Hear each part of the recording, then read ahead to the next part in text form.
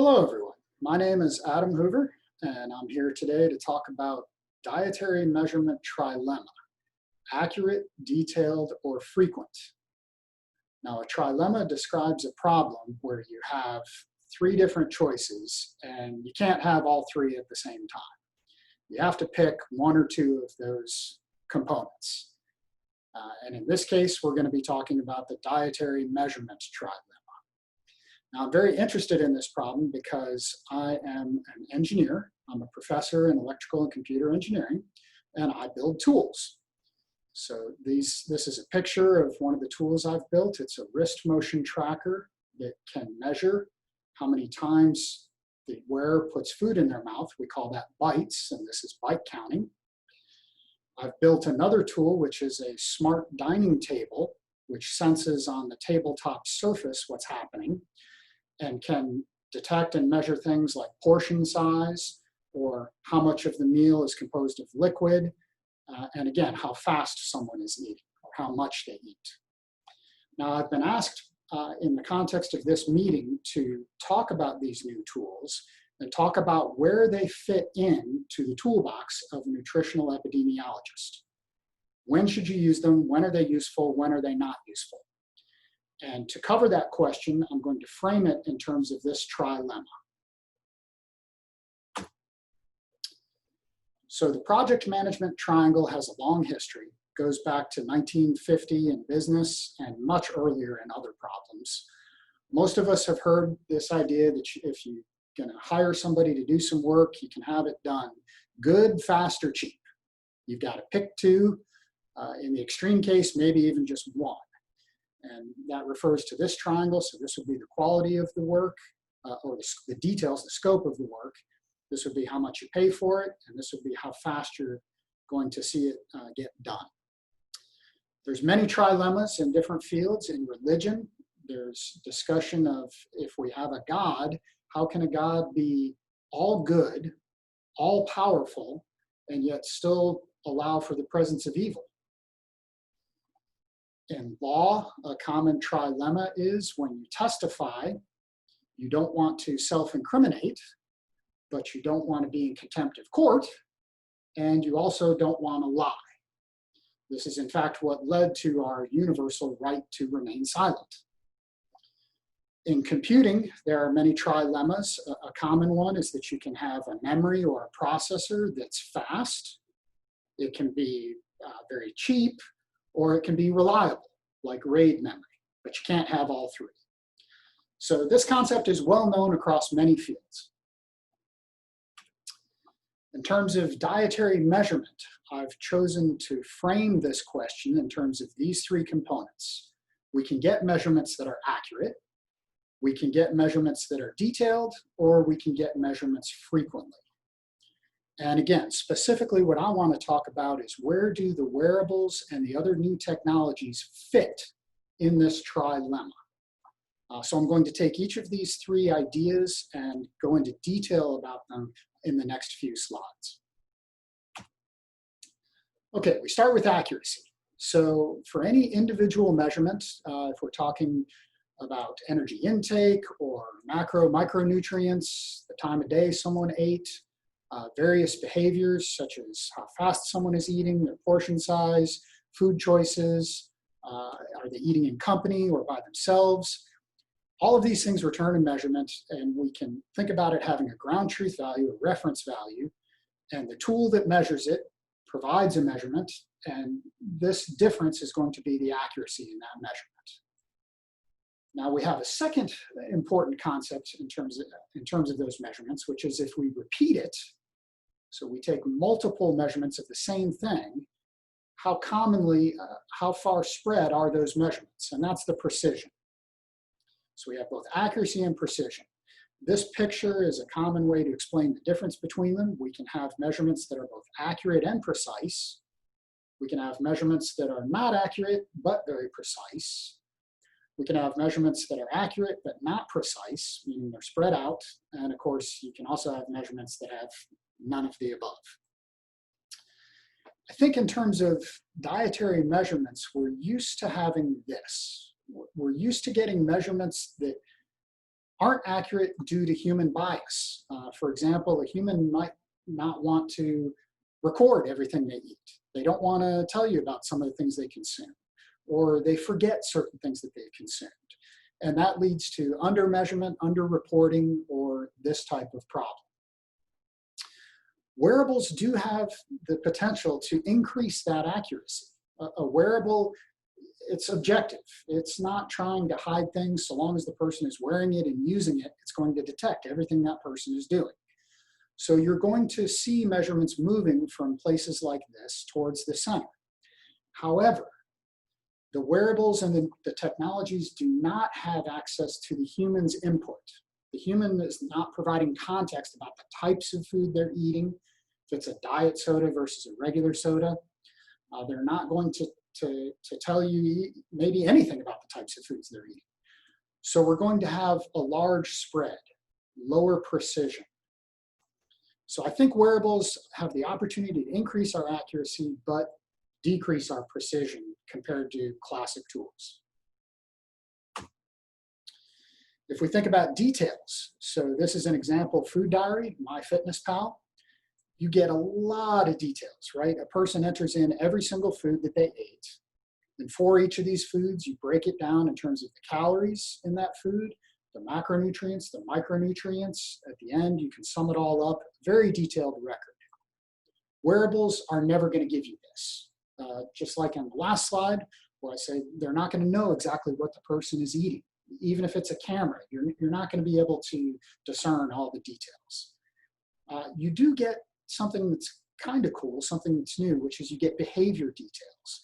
So because the person is using this thing while they're eating, you measure things about their behaviors, like how fast they're eating, or where they're eating, if they have a GPS embedded in the technology. But you're not going to get these food details. So based on these last two slides, if you think about, hey, we're getting some improvement in accuracy, but maybe not what we want, and we're not going to get all these food details, then you're left wondering, why would we use these technologies?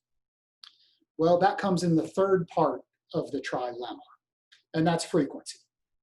If we think about a food diary, most of us have tried to use one. You're lucky if you use it for 7 days in a row, and then it becomes burdensome and you quit.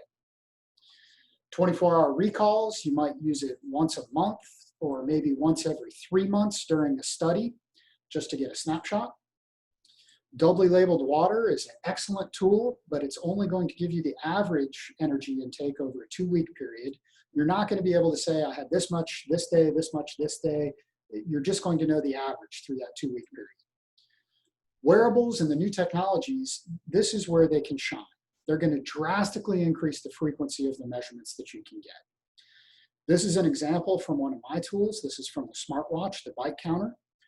This shows a month of data. The person used it every single day. And what we see here is the time of day. So starting from midnight, going till about noon, this is 6 p.m. This is when each one of these lines is a meal. When did the person eat? And the length of the line shows the total amount consumed, the portion size. So how many bites did they take? This was a small meal, this was a bigger meal. You can see throughout the whole month, we're getting all these measurements, and we can also start to look at behaviors. So for example, these long lines represent outliers, meals where the person consumed more than their typical distribution. And we see that twice on a Sunday and once on a Saturday, once on a Wednesday, this person had atypically large meals. We can also look at things like eating duration. So here, once on a Wednesday, once on a Monday, twice on this Saturday, this person ate for a longer period of time than they typically would. We can also look at eating rate. So how fast is the person eating? That's the purple lines. Just a couple for this particular subject. Most of the time they ate at a fairly consistent rate. Think about this type of data. This is very different from the type of data that you get, using the classic tools. So going back to our trilemma, if we think about the classic tools, food diary, 24-hour recall, food frequency questionnaire, they're going to give us very detailed measurements, lots of information, but I think as most of us agree, they're not as accurate as we would like. They're missing out in accuracy because of the human bias. We're also not going to get these measurements very frequent. You're going to get them once or a few times during the treatment, and that's it. In a scientific study, we want to get measurements that are accurate as possible, and so we use wonderful tools like doubly labeled water or maybe biomarkers. We get very precise, very accurate measurements of those things, but they're not very detailed. They don't give us a lot of information about what the person was doing through that measurement period, like the other tools do. And they're also not very frequent. You're, again, only going to use doubly labeled water once every few months in a study. And this is where the wearable technologies can shine. This is where they can offer something new. I think it's most commonly talked about in terms of self-monitoring. This is when a person wants to have access to measurements repeatedly to help them make behavior changes. Things like controlling their portion size or changing their food choices, trying to exercise more. We need more frequent feedback to help us make these changes. This is where my tools fit. Now, the next few slides are going to be a little fun. So if you gave me $10 million in 10 years, could I build you the dream tool? Could we cover all three sides of the trilemma? Yes and no. And it's because of the inherent nature of a trilemma. I just don't think it's ever going to be possible. But let's explore some scenarios and see what we could do with unlimited budget. So first of all, I could cyborg you up. I could put cameras in front of your eyes, and I could put microphones on your head, and if you let me, I could cut you open and put sensors in your stomach, put sensors all over your entire body. And now I can measure everything you're doing 24 hours a day. Well, obviously, this is not going to be very comfortable. Most people don't want to have this done. But there's another problem, and it's known as the Hawthorne effect. The Hawthorne effect says when we observe what people are doing, they tend to change. They adapt their behavior. Sometimes this is called the observer effect or the lab coat effect. And if we're going to watch you 24/7 like it's 1984 or Brave New World, we know that you're not going to behave naturally. So if you're trying to get true dietary measurements, once we take all this stuff off, you're going to go back to behaving differently. So this isn't going to work. Could we, instead of instrumenting you, instrument your home? This is the kitchen of the future. So you can imagine I could go into your home and I could put sensors in your refrigerator, video cameras that look at all the different foods you're consuming. We could put more sensors on your stove and your countertop and in your microwave so that while you're preparing foods, I can see exactly what you're putting into it. We could develop deep learning algorithms that analyze all of this data and try and figure out exactly what you're doing 24/7 in your home. Maybe we instrument your utensils and your cups and plates, put sensors everywhere. Obviously, this would cost a lot of money, so it's not going to scale well. It's be very difficult today to go into everybody's home and try and turn it into the kitchen of the future. And there's something else here that's important to talk about, which is people like me, we can't work for free. So in order to find people to fund this type of thing, there has to be a market. You know, science is not enough of a market. In general, we got to go to the consumer market.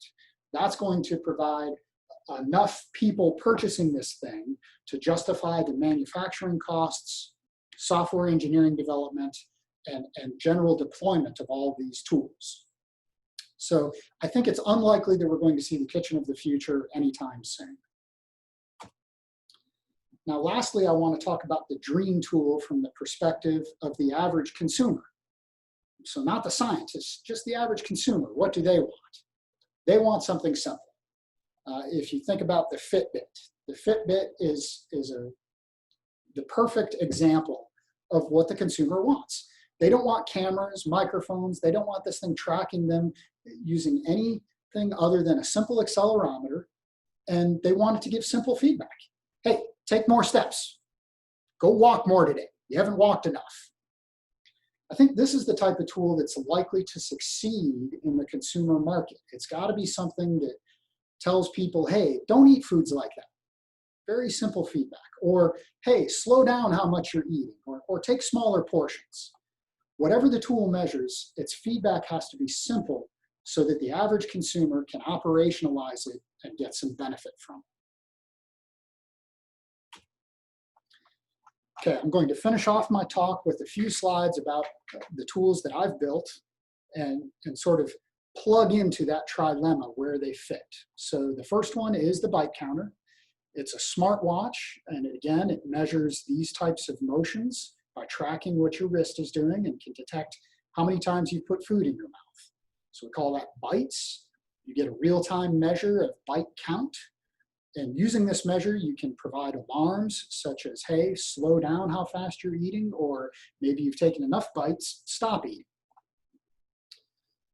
We've done many studies using this device, validation and interventions. In terms of validation, this one was in a cafeteria setting where we had 275 people eat a meal. We used video cameras, so we had the ground truth of when they actually took bites, as well as from the wrist motion, and we compared that. Across over 24,000 bites, we had very good accuracy in detecting. This means that our false positives balanced out against our missed bites. So total accuracy is very nice, it's very high. This was also across a huge variety of foods and beverages, as well as different types of behaviors because of the number of people.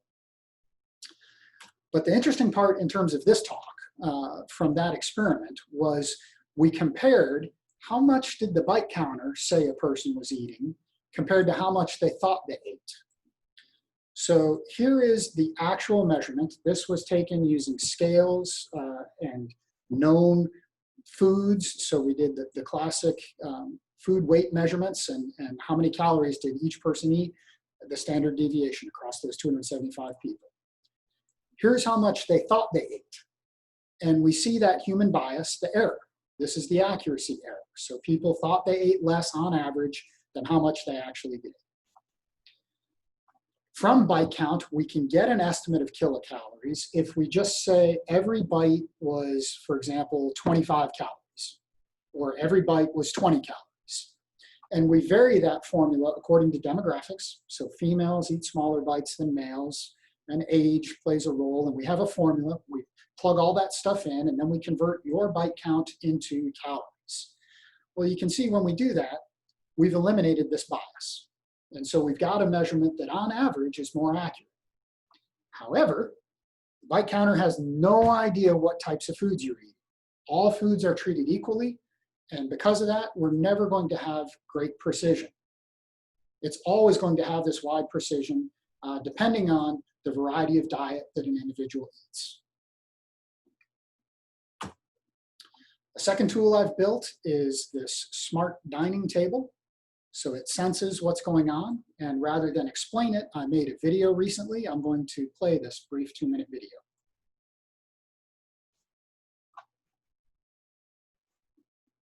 The smart dining table senses what is happening on the table surface.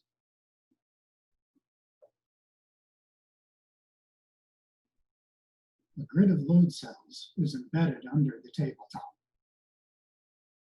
A cloth cover protects the table. Each load cell measures a separate weight shown in the grid on the right.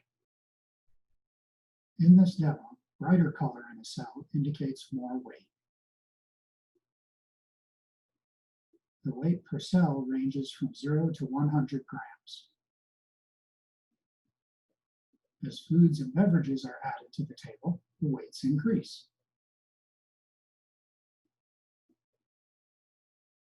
The cells can be grouped to detect objects, such as a plate or a cup. This gives the total weight for each dish. The table senses when a bite of food is taken and measures the grams consumed. The table can sense intake from different dishes. The table can also sense and measure liquid intake.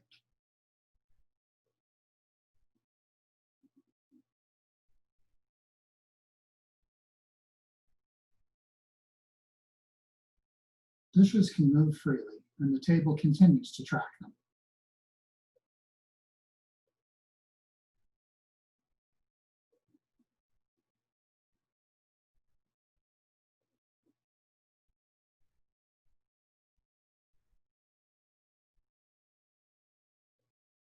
At the end of a meal, the table gives a summary of portion consumed, eating rate, average bite size, and food to liquid ratio.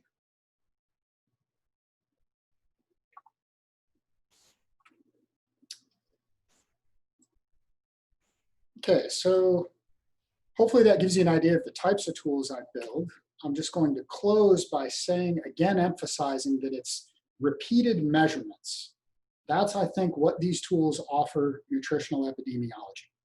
Whether it's the table or a smartwatch or a combination of these devices, you're going to get measurements from people more than once, maybe for a whole month, at very, very little cost or effort on the part of the users, the experimenters, anybody. And how to analyze that data is, I think, the interesting opportunity. I think we have a chance here to ask different types of questions. Rather than thinking of dietary assessment as once, we can try to do it continuously and figure out maybe what can we get from that? Variation in how somebody eats, how often they do things that are different, and why. If you are interested in any more details about my work, I have papers and videos and things at my website. I thank you for your time.